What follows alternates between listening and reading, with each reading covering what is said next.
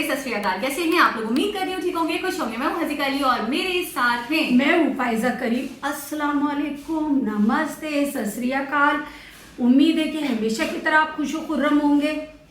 आज की हमारी वीडियो है बहुत ही interesting, big jackpot for India से स्टार्ट करते हैं अपनी वीडियो को। Let's start. है big jackpot for India, why this white gold will make India next Saudi. India को जम्मू एंड कश्मीर के रियासी डिस्ट्रिक्ट में फ्रीकिंग 34 ट्रिलियन रुपीस का खजाना मिल गया है। ये पोटेंशियली इंडिया की सऊदी जैसा ही काया पलट कर सकता है। मतलब जैसे 1938 में सऊदी के दमाम इलाके में ऑयल मिलते ही देश की किस्मत रातों रात चमक गई थी, सेम वैसे ही ये लिथियम डिपॉजिट इंडिया के लिए भी एक गेम चेंजर साबित हो सकते हैं। लेकिन यहाँ पर एक प्रॉब्लम है। जैसे ही इंडिया ने ये अनाउंसमेंट की, जैश ए मोहम्मद ने इंडिया को धमकी दे डाली कि जो कोई भी रिजर्व्स को एक्सकेवेट करने की कोशिश करेगा उसे हम खत्म कर देंगे। दूसरी प्रॉब्लम इंडिया के लिए, इस सब में यूएस भी पीछे नहीं है। उसने इंडियन अनाउंसमेंट के दूसरे ही दिन अपने एनवॉय को इंडिया के लिए रवाना कर दिया ताकि वो इंडिया के साथ जॉइंट ऑपरेशंस करके लिथियम से आने वाले प्रॉफिट्स को शेयर कर सके। सो करंटली ग्लोबल लेवल पर all the eyes are on India. Hello friends, मेरा नाम है गौरव और अभी हाल ही में 9 फरवरी को जम्मू कश्मीर में जियोलॉजिकल सर्वे ऑफ इंडिया को 5.9 मिलियन टन का अनटैप्ड लिथियम रिजर्व मिला, जो इंडिया के लिए किसी जैकपॉट से कम नहीं है, क्योंकि अब तक इंडिया को लिथियम पाने के लिए चाइना से 8,000 करोड़ का इंपोर्ट करना पड़ता था। पर इस पूरे मुद्दे पर एक काफी इंटरेस्टिंग पर्सपेक्टिव ये है कि इस खजाने की खबर कभी इंडिया को लगती ही नहीं अगर आर्टिकल 370 जम्मू एंड कश्मीर से नहीं हटता। देखो, साल 2018 के पहले तक जम्मू एंड कश्मीर के पूरे लैंड पर वहां के लोकल मिनिस्टर्स और ब्यूरोक्रेट्स का कब्जा था, क्योंकि 2001 में आए रोशनी एक्ट के वजह से जम्मू एंड कश्मीर में एक्सप्लोरेशन तो दूर, कोई नॉन कश्मीरी जमीन भी नहीं खरीद सकता था। आपको मालूम होगा ये रूल हुआ करता था। प्लस इसी एक्ट के तहत जेएनके गवर्नमेंट ने बहुत ही मिनिमम रेट पर वहां पर मौजूद 16 लाख हेक्टर्स के गवर्नमेंट लैंड को डायरेक्टली लोकल्स को सालों के लिए लीज पर दे दिया था, वो भी एकदम मिनिमम पैसे लेकर। बट एक्चुअली में ना, ये रूल एक मेजर स्कैम था। सो रूल्स के मुताबिक जेएनके गवर्नमेंट ने 25,000 करोड़ वर्थ का लैंड लीज के लिए ओपन किया, लेकिन असल में गवर्नमेंट ने 16 में से सिर्फ 6 लाख हेक्टेयर जमीन ही लीज पर अवेलेबल कराया, जिसकी कीमत 317 करोड़ रुपीस थी। मगर इस डील के बदले में जेएनके गवर्नमेंट को सिर्फ 76 करोड़ रुपीस ही हासिल हुए थे। मतलब 241 करोड़ सीधा नेताओं के जेब में। लेकिन इनसे पहले ना, खुद जेएनके स्टेट विजिलेंस ऑर्गेनाइजेशन ने इस एक्ट के खिलाफ एफआईआर रजिस्टर किया, क्योंकि उन्होंने ये पाया था कि गुलमर्ग रीजन में कुछ जमीन पर्टिकुलरली वेल ऑफ लोगों को ट्रांसफर की गई है, जो स्कीम के लिए एक्चुअली एलिजिबल भी नहीं थे। लेकिन फिर साल 2018 में आर्टिकल 370 के एब्रोगेशन से भी पहले रोशनी एक्ट को रिपील किया गया। उस वक्त के गवर्नर सत्यपाल मलिक ने तुरंत इस एक्ट से जुड़े केसेस पर एक्शन लिए और 2020 में जेएनके हाई कोर्ट ने भी इस एक्ट को इलीगल और अनकॉन्स्टिट्यूशनल डिक्लेयर कर दिया। और फिर इस मेजर लॉफुल विक्ट्री के बाद अगले ही साल भारत सरकार ने आर्टिकल 370 को एब्रोगेट कर दिया, जिससे अब जेएनके का लैंड सभी के लिए ओपन हो गया है, जीएसआई के लिए भी, क्योंकि 2022 में ही जीएसआई ने इस अनएक्सप्लोर्ड लैंड पर लिथियम एक्सप्लोरेशन शुरू कर दिए। बेसिकली जीएसआई की स्टडीज के हिसाब से इन इलाकों में लिथियम मिलने की हाई प्रोबेबिलिटी, और जैसे कि मैंने पहले भी कहा, इंडिया हर साल 8,000 करोड़ से भी ज्यादा पैसा लिथियम इंपोर्ट्स में गंवा रहा है। तो जीएसआई का विजन एकदम क्लियर था, जल्द से जल्द लिथियम की खोज करके इंपोर्ट्स को कट करना। और फाइनली 9 फरवरी को मिनिस्ट्री ऑफ माइंस ने अपने ट्विटर हैंडल पर यह हिस्टोरिक अनाउंसमेंट की कि उन्हें 5.9 million turns lithium reserves JNK के रियासी डिस्ट्रिक्ट में मिले हैं। अब ये एक्सप्लोरेशन तो सिर्फ एक आउटकम है आर्टिकल 370 के रिवोक होने का।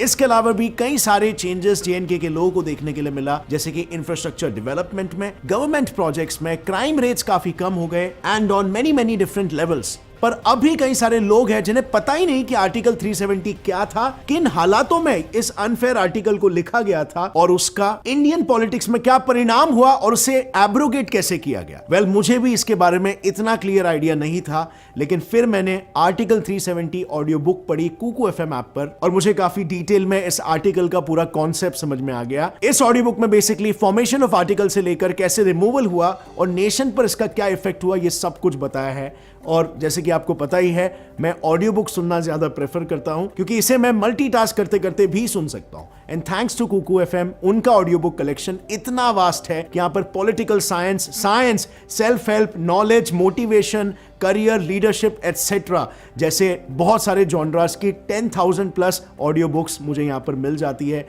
वो भी लेस देन ₹2 में compare to buying books.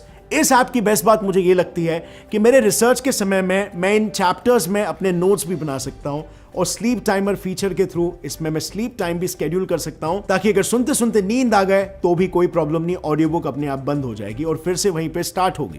Kuku FM पर करीब 2.3 मिलियन से भी ज्यादा एक्टिव पेड सब्सक्राइबर्स है। अब आप भी इस ऑडियो बुक की दुनिया का पार्ट बन सकते हो कुकू एफएम के एक्सक्लूसिव 50% डिस्काउंट के साथ। मतलब कुकू एफएम अपने सारे यूजर्स को जो फर्स्ट मंथली सब्सक्रिप्शन ले रहे हैं उनको दे रहा है फर्स्ट मंथ का सब्सक्रिप्शन सिर्फ ₹49 में। ये ऑफर वैलिड है सिर्फ फर्स्ट मंथ के सब्सक्रिप्शन के लिए। And don't forget to use my coupon code GETSET50 for 50% off on first month subscription.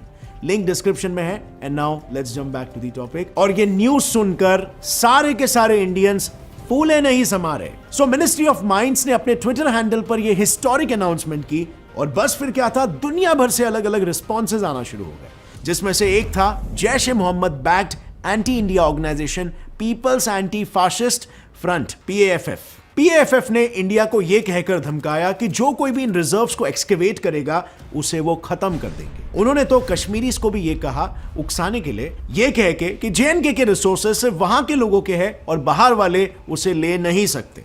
But obviously India ऐसी धमकियों से डरने वाला नहीं है क्योंकि GSI ने यह ओपनली अनाउंस कर दिया है कि वो जल्द ही लिथियम माइनिंग शुरू करने वाले हैं। खैर, ये तो बात हुई टेरर ऑर्गेनाइजेशंस की, लेकिन इस लिथियम अनाउंसमेंट के बाद अब वर्ल्ड लीडर्स का भी पूरा फोकस इंडिया पर आ गया है। सबसे पहले तो USA का। GSI की अनाउंसमेंट होते ही USA ने दूसरे ही दिन अपने एनर्जी एनवॉय को इंडिया के लिए रवाना कर दिया, क्योंकि अगर US की लिथियम डिमांड को देखें तो वो ईयर ऑन ईयर 69% से बढ़ रही है और इसी डिमांड का 90% इंपोर्ट अर्जेंटीना और चिली फुलफिल करता है। मतलब यूएस इन कंट्रीज पर ओवर डिपेंडेंट हो चुका है और बस इसी प्रॉब्लम को सॉल्व करने के लिए बाइडेन एडमिनिस्ट्रेशन ने national blueprint for lithium batteries को लॉन्च किया है। इस प्लान के अकॉर्डिंग यूएस इंपोर्ट को कम करना चाहता है और सेल्फ रिलायंट बनना चाहता है, जिसके लिए वो और ज्यादा इन्वेस्टमेंट्स माइनिंग से लेकर लिथियम प्रोडक्शन में करने का प्लान कर रहा है, जिसमें ऑफ कोर्स इंडिया के ये रिसोर्सेज उसके लिए एक गोल्डन अपॉर्चुनिटी की तरह है। यही रीजन है कि उसने अपने energy resources assistant secretary Geoffrey R Pyatt को एनवॉय के तौर पर भेजा है, वो भी एक स्ट्रेटेजिकली प्लान्ड विजिट के लिए। और मैं ये इतने सर्टेनिटी से इसीलिए बोल रहा हूं क्योंकि जरा मिस्टर प्याट का स्केड्यूल तो देखो। वो 13 से 17 फेब के बीच में मुंबई में सभी बड़े बिजनेस लीडर्स को मिलेंगे, फिर पुणे में एंटरप्रेन्योर्स और इंजीनियरिंग स्टूडेंट्स को मिलेंगे और आखिर में गवर्नमेंट ऑफिशियल से मिलने वो दिल्ली जाएंगे। अब ये क्रोनोलॉजी आपको समझ में आ रही है? वेल, प्रीटी क्लियरली ये एक लिथियम एक्सप्लोरेशन डील साइन करने की कोशिश हो सकती है। खैर, यूएस तो फिर भी एक डेमोक्रेटिक नेशन के साथ डील करने की सोच रहा है, बट लिथियम आज सभी ग्लोबल लीडर्स के लिए इतना इंपॉर्टेंट हो गया है कि इस पर अब टेररिस्ट रेजिम्स की भी नजर पड़ने लग गई है। और इसका बेस्ट एग्जांपल है चाइना। देखो, दुनिया का 60% लिथियम प्रोडक्शन चाइना ही करता है, पर इसके बावजूद भी उसकी नजर अब अफगानिस्तान के डिपॉजिट्स को हड़पने पर है। बेसिकली कहा जाता है कि अफगानिस्तान के पास $1 ट्रिलियन वर्थ के अनटैप्ड लिथियम डिपॉजिट्स हैं। इन्हें अब तक एक्सट्रैक्ट नहीं किया गया है और ना ही तालिबान को करना आता है। और इसीलिए जब रशिया यूक्रेन वॉर के वक्त सभी वर्ल्ड लीडर्स सिचुएशन को संभालने में लग गए थे, तब चाइना के रिप्रेजेंटेटिव्स तालिबान के साथ डील करने में लग गए थे। वेल, चाइना का मोटिव काफी क्लियर है, किसी भी तरह लिथियम मार्केट को अपने काबू में करना। अब ऑब्वियसली ये इतने सारे सुपर पावर्स इसके पीछे पड़े हैं,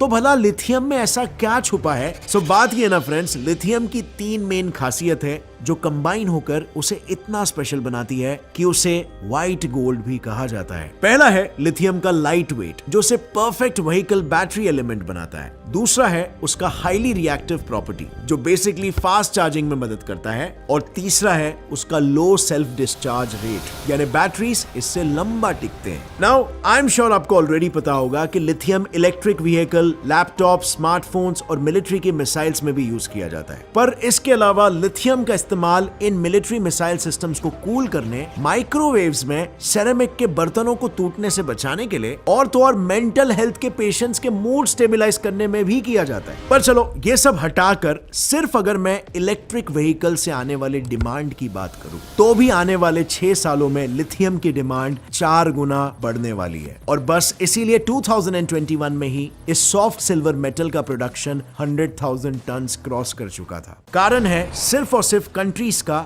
ईवी कमिटमेंट। बेसिकली सभी देश अपने कार्बन एमिशन को कलेक्टिवली कम करने में लग गए हैं और 2030 तक यूके, स्वीडन, जर्मनी जैसे देश खुद को 100% इलेक्ट्रिक व्हीकल मार्केट बनाना चाहते हैं। और ऐसी कंट्रीज जो इसी रास्ते पर चल रहे हैं उसकी लिस्ट बहुत लंबी है, क्योंकि एक्सपर्ट्स का ये कहना है कि ये व्हाइट गोल्ड फ्यूचर में ब्लैक गोल्ड यानी कि पेट्रोल को रिप्लेस करने वाला है। और अब आप समझे मैं क्या कह रहा था जब मैंने इंडिया की सिचुएशन को सऊदी के सिचुएशन से कंपेयर किया था। जैसे ऑयल मिलने के बाद सऊदी की किस्मत रातों रात बदल गई, कुछ वैसे ही इंडिया के साथ भी हो सकता है। आप जरा सोचो, एक समय पर जिस देश में मोस्टली नोमैडिक्स रहते थे वो आज दुनिया का बजट हिला देने के काबिल बन गया और सिर्फ वहां मिले ऑयल रिजर्व्स की वजह से। और ये सऊदी के केस में कैसे हुआ? वर्ल्ड वॉर 1 के बाद से दुनिया में एक मेजर ऑयल क्राइसिस आ चुका था, पर सुपर पावर्स के बीच की टेंशन कम होने का नाम ही नहीं ले रही थी। तो इंटर वॉर पीरियड में, मतलब फर्स्ट और सेकेंड वर्ल्ड वॉर के बीच वाले टाइम पर इन सुपर पावर्स ने ऑयल की खोज जोरों शोरों से शुरू कर दी। फिर 1938 में जब अमेरिका ने सऊदी के दमाम रीजन में एक्सप्लोरेशंस कंडक्ट किए,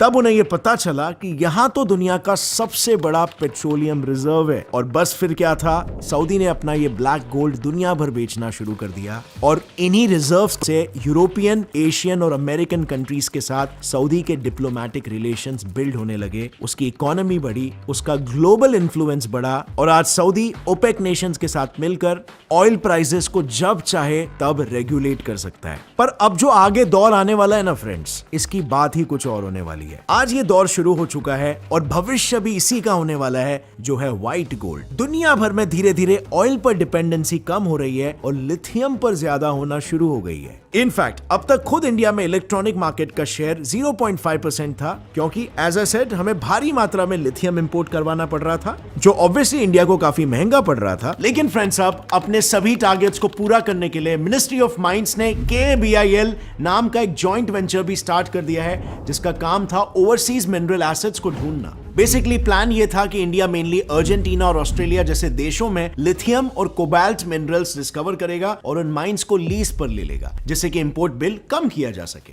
पर JNK में मिले रिजर्व्स ने जैसे इंडिया की किस्मत ही बदल के रख दी। इस खोज से इंडिया की सिर्फ इंपोर्ट डिपेंडेंसी ही कम नहीं होगी, बल्कि इंडिया एक लीडिंग एक्सपोर्टर भी बन जाएगा। लेकिन देखो, आज जहां पर ये सभी कंट्रीज लिथियम की कीमत समझते हैं, वहीं पर दूसरी तरफ हाल ही में अफ्रीका ने इंडिया का $12 बिलियन का कर्जा चुकाने के लिए अपने लिथियम माइन को इंडिया को ऑफर कर दिया है। ऐसा क्यों किया अफ्रीका ने, और क्या इससे अफ्रीका के भी माइंस इंडिया के हाथ लगने वाले हैं? वेल, इस पर मैंने ऑलरेडी एक डिटेल वीडियो बनाया है, जो आप यहां पर क्लिक करके देख सकते हो। बहुत ही इंटरेस्टिंग वीडियो है, जो अफ्रीका के साथ इंडिया के जियोपॉलिटिक्स को एक्सप्लेन करेगा। और अगर फ्रेंड्स, इस वीडियो से अगर आपको कुछ भी नया सीखने मिला, कुछ नया जानने मिला, एक लाइक जरूर ठोकना। And now friends, you tell me this in the comment section. Electric vehicles को लेके सबके मिक्स्ड ओपिनियंस है। सो आपको क्या लगता है, इस खोज से इंडिया में ईवीज के रेट्स कम होने वाले हैं या नहीं? कमेंट्स में बताना। और अगर इस पर्टिकुलर वीडियो से आपको कुछ भी नया सीखने मिला, एक लाइक जरूर ठोकना। Gets it fly fact channel को अभी सब्सक्राइब कर लो और बेल नोटिफिकेशन दबाओ, ताकि आगे आने वाली हमारी कोई भी वीडियो की अपडेट आप मिस ना कर सको। और फ्रेंड्स, जाने से पहले कुकू FM ऐप को इंस्टॉल करना मत भूलना। Don't forget to use my coupon code GETSET50 for 50% off on first month subscription. Link is in the description. See you next time. Till then, as always, stay curious, keep learning and keep growing. जय हिंद। बहुत ही बड़ी good news है मेरे हिसाब से, और it's a big thing, क्योंकि जिस तरीके से इसके फवायद बताए गए हैं, बिल्कुल, कि बैटरी में यूज होता है, ईवी में यूज होगा।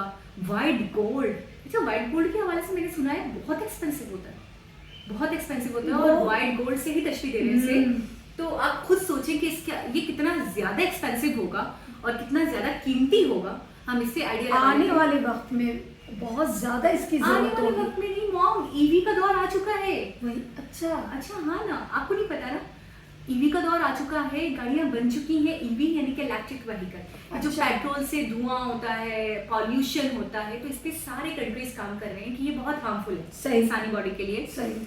तो फिर ऐसी कार जो इलेक्ट्रिक से चले, सही। इसको ईवी कहते हैं, ठीक है, इलेक्ट्रिक व्हीकल। अच्छा, अब ईवी का दौर ये है कि बहुत सारी कंट्रीज ने इंडिया ने भी और बहुत सारे कंट्रीज ने वर्किंग स्टार्ट कर दी थी, कार्बन भी गई है, लोग यूज भी कर रहे हैं, इसकी अवेयरनेस भी आ गई है।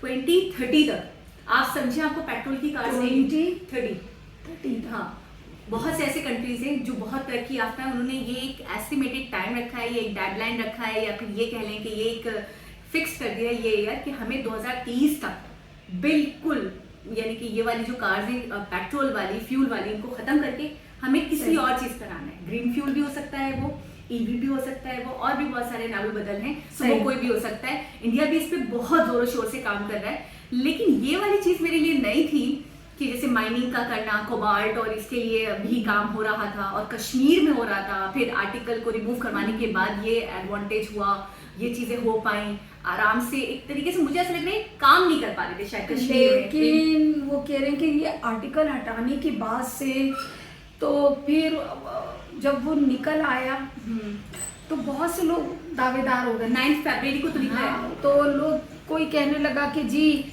ऐसा हो नहीं सकता, हम जो है इसका इस पे हक कश्मीरियों का है। हाँ वो तो बाहर provoke वाले, करेंगे, हाँ, तो उकसाने के लिए बहुत ज्यादा। लेकिन जाहिर है कि उन्होंने कहा कि हम तो नहीं सुनने वाले। हाँ। भारत जो है किसी से डरने वाला नहीं। अच्छा, अमेरिका उसको तो में- जो करना है करेगा। वो तो सही है। फौरन अमेरिका पहुंच गए। अमेरिका ने क्या लेना देना। चले उसके अंदर सऊदी में जैसे वो बता रहे हैं कि अमेरिका ने ही ढूंढा था और उन्होंने ही बताया था, तो वहां तो फिर भी चले मान लेते रोल है, लेकिन यहाँ तो प्योर इन लोगों ने किया, इनकी काविशों से हुआ, इनकी जदोजहद तक को दो थी। कह तो रहे हैं कि 1939 या 38, 1938, हाँ 1938, तो वो यही कह रहे हैं कि जब बिल्कुल क्या था, बद्दू थे, अच्छा बद्दू थे जाहिर। हाँ, सहरा में बद्दू क्या बोलते हैं, लाइफस्टाइल वगैरह हाँ कुछ भी बिल्कुल वैसा नहीं। खेमा लगा लेना और ये। अच्छा। लेकिन कह रहे हैं कि सहरा था, बिल्कुल सऊदीया तो सहरा है, सही। कोई नहीं, कुछ नहीं था। सही। तो लेकिन तेल निकलने के बाद उनकी किस्मत बदल बदल गई। गई। बदलने के बाद अब वो इतना जदीद शहर हो गया है, इतनी दौलत उनके पास हो गई, तमाम वही तेल निकलना, उन्होंने फरोख्त शुरू करी ना। हाँ, और वो सऊदीया पूरे मुल्क की ही किस्मत बदल गई, चमक गई। पूरे जो मतलब रियासत खलीजी रियासतें थी, हाँ। वो सभी अमीर हो गए, सभी अमीर हो गए रातों रात। रातों रात रातों रात। रातों रात। अच्छा, इनका कोई ऐसा नहीं है कि इनका एक्सपोर्ट बहुत ज्यादा है, नहीं। ये कुछ अब मैन्युफैक्चरर बहुत बड़े मैन्युफैक्चरर जैसे चाइना की हम बात कर लेते हैं, इनका सिर्फ और सिर्फ एक निर्भरता या ये कह लें या ये कह लें डिपेंडेंसी सिर्फ और सिर्फ इनकी है ऑयल पर। आप ये देखिए कि अगर ऑयल को छोड़ते हैं डिफरेंट कंट्रीज जो इनसे इंपोर्ट करते हैं ऑयल, हाँ, तो ये बिल्कुल। कहाँ जाने वाले हैं? ये कहाँ जाने वाले हैं? क्योंकि इनका तो जरिया माश समझे टोटल ऑयल है। हाँ, तो फिर बिल्कुल। उन्होंने शुरू किया है डिफरेंट कंट्रीज में इन्वेस्ट करना। इंडिया में भी बहुत ज्यादा तेजी से इन्वेस्टमेंट आ रही है सही। खलीजी ममालिक की, सही। क्योंकि उनको पता है आने वाला दौर ईवी का, आने वाला दौर पेट्रोल का, फ्यूल का नहीं है। सही। तो अब मैं ये सोच रही हूँ, अब इस बात से जोड़ती हूँ, जैसे कि टाइटल में भी लिखा हुआ था कि इंडिया, मुझे ऐसा लग रहा है, बल्कि लग क्या रहा है, 80% तो दिख रहा है, 20% फिर भी चांस है कि सही। क्या प्रॉब्लम्स हो सकती हैं, क्या मसले मसाइल हो सकते हैं, वो तो नागहानी प्रॉब्लम्स का तो पता नहीं होता, वो तो आगे ही पता चलता है न्यूज़ वगैरह के थ्रू। लेकिन 80% तो मुझे कंफर्मेशन हो गई है कि इंडिया नेक्स्ट सऊदी बनने वाला है।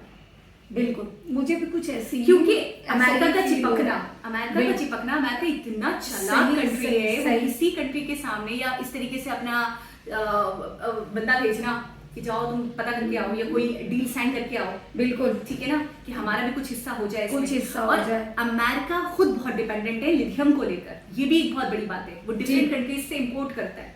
ये खुद भी 8,000 करोड़ का लिथियम इंपोर्ट करते थे, इनके चाइना से कितनी बड़ी बचत हुई, कितना बहुत बड़ा इंपोर्ट बच गया इनका। बिल्कुल। और चाइना को देखें, वो वो बता इन्वेस्टमेंट रहे कहीं और कर सकते हैं। वो इसी क्योंकि तालिबान को तो तमीज नहीं है इस बात की कि उनके पास क्या है, उनके पास खुद भी एक है, खुदा ने उनको दिया हुआ है, लेकिन उसके बावजूद उनमें तो ये सलाहियत अफगानिस्तान नहीं में ना, हाँ, उनमें ये सलाहियत नहीं है कि वो उसको इस्तेमाल करें या उसको मतलब कैसे कमाया जाए, कैसे किससे यूज किया कमाया जाए, जाए, कैसे क्या किया जाए।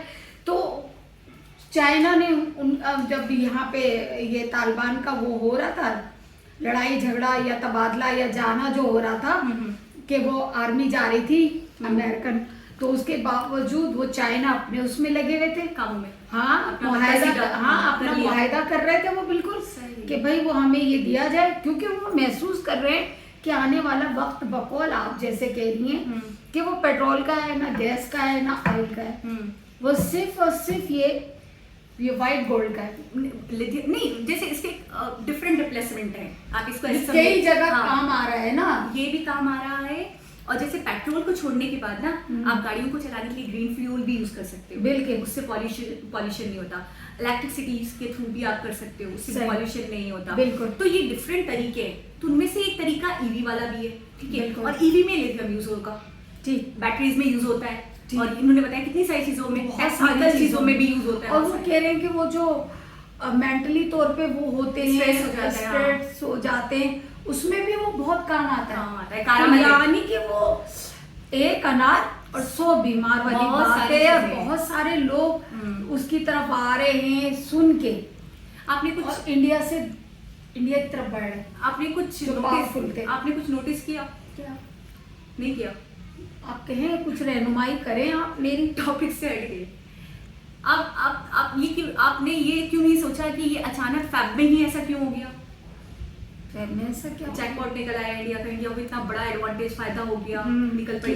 क्यों निकल पड़ी। हाँ हाँ बताइए, कैसे हो गया? कैसे हो गया कि 14 फरवरी आपकी है, इसलिए आज से मैं इतनी लकी हूँ तो और 14 फरवरी को इंडिया का फायदा हो रहा होता, और इंडिया से पहले मेरा फायदा हो रहा होता। हर साल, हाँ ये तो है। मेरी बैट नहीं बजी होती, मेरा फायदा हो रहा होता। मुझे समझ नहीं आया ना, वाकई नहीं आया, आप बताइए हाँ, ना। मैं आपको बताती हूँ। आप तो मुझे मुझे वो कर देती मैं बंदे को ना सस्पेंस में डाल मुझे देती। क्लाइमेक्स बनाने में बहुत मजा आता है। हम्म। मैं आपको बताती हूँ, इसका मतलब ये होता है कि नियत साफ मंजिल आसान। आपकी नियत अच्छी है, आपका विजन अच्छा है, आप दूसरों की मदद करते हो। जब अब आपने रिलेट करा, जब आप दूसरों के लिए खुश होते हो, आप मुझे मजबूर कर देते हैं फिर यही कहने पे, तो फिर कि जब कुदरत आपका फायदा, आपको फायदा करवाती है, बिल्कुल। प्रकृति ऐसे हालात बनाती है कि आप लोग आपके लिए अशश कर उठते हैं कि यार ये कितना लकी कंट्री है। मुझे तो इतना फख्र होता है कि आप हिंदी के लफ्ज इस्तेमाल कर लेती हैं, और यकीन कीजिए मुझे तो ऐसा लगता है मुझे क्लास लेनी चाहिए हिंदी की, पर मेरी